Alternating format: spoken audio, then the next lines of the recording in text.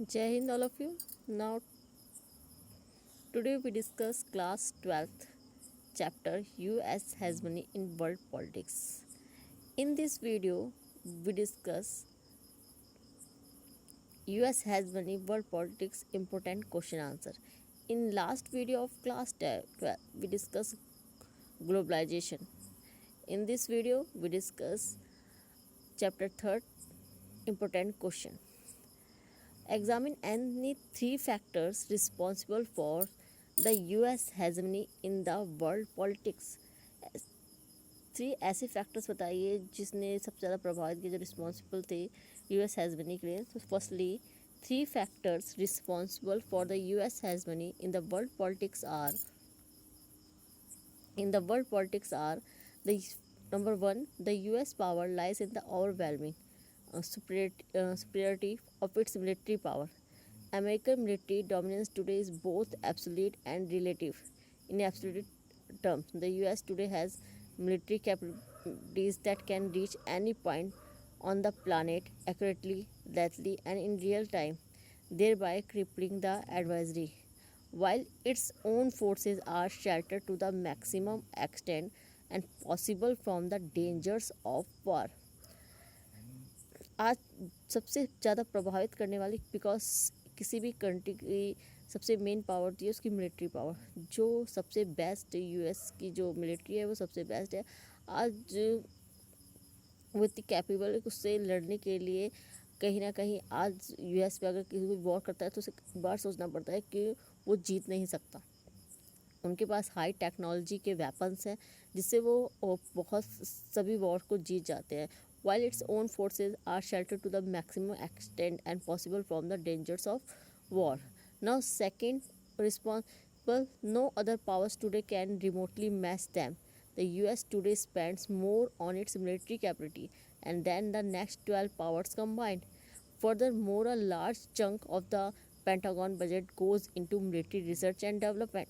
आज यूएस की जो मिलिट्री है उसकी इक्वल बहुत ही रियली कंट्रीज़ की मिलिट्री पावर है, और आज अपनी सबसे ज़्यादा बजट वो अपना मिलिट्री पे स्पेंड करता है. 12 पावर्स की कंबाइंड जो उसकी मिलिट्री है वो उसकी पावर को और बढ़ा देती है. और इन अदर जितनी भी अपने बजट का सबसे ज़्यादा वो हिस्सा रिसर्च में, मिलिट्री रिसर्च मीन्स वेपन्स को बनाने और डेवलपमेंट में स्पेंड करता है. Or in other words, technology, thus the military dominance of the US is not just based on higher military spending, but on a qualitative gap, a technological chasm that no other power can the present conceivably span. Third, the US invasion of Iraq shows that the American capacity to conquer is formidable, and similarly the US capability to deter and to punish itself evident. Third, जिस तरह से उसने Iraq पे हमला किया, Iraq को invade करा, उस तरह से अगर आज कोई उसके बाद से कोई भी कंट्री यूएस पे एक बार अटैक करने से पहले सोचती है, बिकॉज यूएस ने जिस पे जो भी उसका दुश्मन रहा उसको पूरी तरह से उसने सफाया कर दिया. More than 40 countries joined in the US-led coalition of the willing, and after the UN refused to give its mandate and then the invention, and thus no country can deny the US superiority in the world politics. Now your next question, explain the three types of US hegemony and give example for each. Three types कौन कौन से? Firstly, go hegemony as hard power. Hard power means its military power. This hegemony signifies military status of the America to be both absolute and relative in absolute terms. It has military capabilities to reach any point on the planet accurately and no other power today can remotely match them.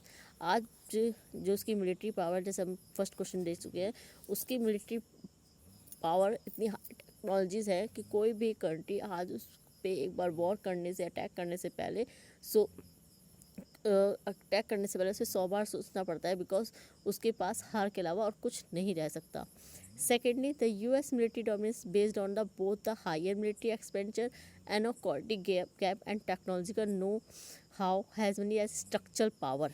Secondly, structural power. First तो हमने देखा उसकी hard power means military power, जो जिसमें high technology weapons use करते हैं, और कहीं ना कहीं उसकी जो कंबाइंड मिलिट्री है वो आज दूसरी कंट्रीज इसी रीज़न से उसको फॉलो करती हैं और इससे डरती भी हैं। सेकेंडली उसकी structural power, it signifies economics prospect of hegemon power to possess both the ability and the desire to establish certain norms for order and sustain global structure, even including goods to be consumed by one person without reducing the amount of goods available for someone else. So, a classical example is academic degree MBA, Master in Business Administration, to pursue business as a profession to be depend upon skill, and that can be taught in a university, which is uniquely American. आज कहीं ना कहीं like हम MBA जैसी जो degree होती है, आज उसको पाने के लिए लोग अमेरिका जरूर आते हैं। MBA का सबसे बेस्ट यूनिवर्सिटी कहाँ पाई जाती है? अमेरिका में पाई जाती है। आज इसी तरह से लोग इसने जो उसकी सॉफ्ट पावर है, इकोनॉमिक पावर है, उसके गुड्स है, उसको हम अडॉप्ट करें और उनको फॉलो करें। थर्ड है hegemony as a soft power. First हमने hard power, structural power, and अब लास्ट है उसकी soft power. use hegemony as its culture dimension, also which implies class ascendancy in social, political and particularly ideological spheres. सबसे best यानी किसी के mind को setup करना मीन्स उसको उसको प्रेशराइज करके या हार्ड पावर का यूज़ करके नहीं, या उससे इकोनॉमिकली उसको मनी दे के नहीं।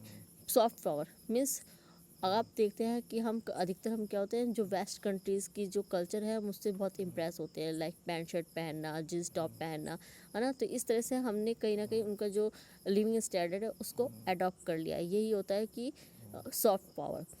To space behaviour to competing and lesser power, here the consent goes hand in more effective than coercion. For example, most of the dreams of individuals and societies across the globe are dreams turned out by practice prevailing in 20th century America. All this about the capacity to manufacture consent. Now your next question, what are different nature of hegemony? Hegemony is an